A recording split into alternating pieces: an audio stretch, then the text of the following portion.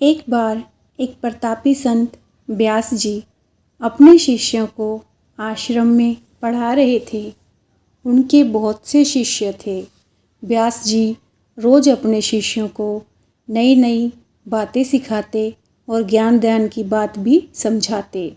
धीरे धीरे वक्त बीतता गया और सभी शिष्य अपनी विद्या में पूर्ण हो गए। तो संत ने कहा, अब आप कहीं भी जाकर अपनी आज्ञा की साधना कर सकते हो और लोगों में अपने ज्ञान का प्रचार कर सकते हो। धीरे धीरे सभी शिष्य गुरु जी से आज्ञा लेकर अपने अपने रास्ते चल दिए। काफ़ी वक्त बीत जाने के बाद संत ने सोचा कि चेलों को गए काफ़ी समय हो गया है, तो क्यों ना चलकर उनकी परीक्षा ली जाए। कहीं वे अपनी शिक्षा का दुरुपयोग तो नहीं कर रहे। इस प्रकार संत जी अपने आश्रम से चेलों को ढूंढने निकल जाते हैं और बारी बारी सभी से मिलते हैं। मिलने पर संत जी ने पाया सभी सही दिशा में काम कर रहे थे, लेकिन एक शिष्य अभी बाकी था। उसके बारे में संत जी को मालूम हुआ कि उसने गृह त्याग कर दिया और जंगल में एक संन्यास आश्रम खोल लिया। वहाँ बड़ा ही कठोर जप तप कर रहा है। संत जी यह बात सुनकर बहुत प्रसन्न हुए और उससे मिलने जंगल की ओर चल दिए। जंगल में शाम के समय एक बहुत ही खूबसूरत औरत पायल की चमचम की आवाज़ करती हुई आश्रम में आती है और देखती है कि बाबा जी आँख मूंदकर भक्ति में लीन हैं। वह खूबसूरत औरत बाबा के थोड़ा पास जाती है और अपनी चूड़ी व पायल खनकाती है। छम छम की आवाज़ से जब बाबा ने आँख खोली तो देखा सामने एक बहुत सुंदर स्त्री खड़ी है। स्त्री हाथ जोड़कर, हे महाराज, मैं बड़ी परेशानी में हूँ। मैं अपने संग की सहेलियों के साथ मेला देखने आई थी। रास्ते में इतनी भयंकर आंधी और बरसात आई कि हम सब आपस में बिछड़ गई। ना जाने कौन किधर चली गई और मैं भटकती हुई इस बियाबान जंगल में आ गई। अब तो अंधेरा भी होने लगा है, तो कृपा मुझे आज की रात आपकी कुटिया में बिताने दें, तो आपकी बड़ी कृपा होगी।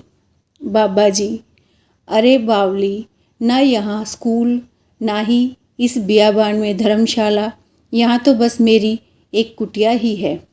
इसमें केवल संत फकीरों का आसन लगता है, जिसमें हम भजन करते हैं और माला फेरते हैं, अपने शरीर की साधना करते हैं। यहाँ औरतों का काम नहीं। तू कहीं और जाकर अपना ठिकाना देख। स्त्री बोली, महाराज, अब तो धीरे धीरे रात भी हो गई। मैं अकेली अबला नारी कहाँ जाऊंगी। मुझे रात रात रुकने दो। सुबह होते ही मैं अपने रास्ते चली जाऊंगी। बाबा कुछ सोचते हुए, चलो एक काम करो, मेरी आसन माला बाहर लाकर रख दो और तुम कुटिया में जाकर सो जाओ और सुबह तक बाहर मत निकलना। अंदर से कुंडी लगा लेना। हाँ, मैं बार बार कह रहा हूँ, रात को बाहर मत निकलना, क्योंकि मेरी भक्ति में बाधा उत्पन्न होती है। स्त्री, ठीक है महाराज।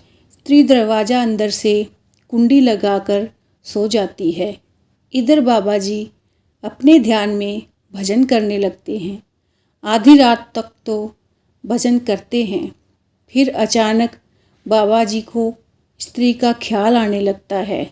बाबा जी के मन में कपट आने लगा और उसके कदम कुटिया की ओर बढ़ने लगे।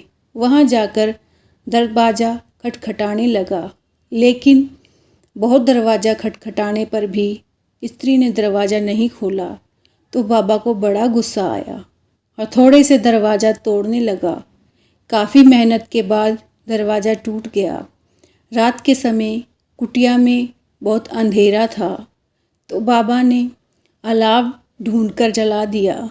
अलाव की रोशनी में बाबा देखते हैं एक बहुत ही बड़ी बड़ी दाढ़ी मूछ और बड़ी जटाओं वाले महाराज आंख मूंद कर माला फेर रहा है। कपटी बाबा महाराज को देख सन्न रह जाता है। ये जटाओं वाले महाराज कोई और नहीं बल्कि महात्मा व्यास औरत के रूप में चेले की परीक्षा लेने आए थे।